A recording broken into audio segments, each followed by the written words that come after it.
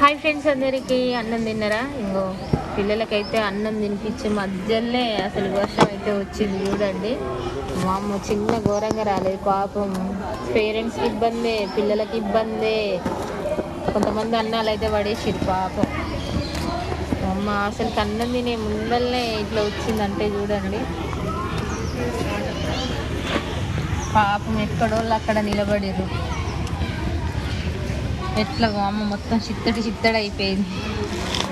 కొద్దిసేపు అయితే అసలు అన్నం తినేటోళ్ళం. అన్నం తిననీయకుండా చేసింది మొత్తానికి వర్షం.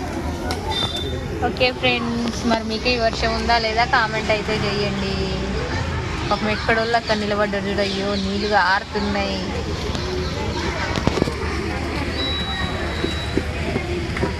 మీకే వర్షం ఉందా లేదా కామెంట్ చేయండి ఫ్రెండ్స్. బాయ్ మరి.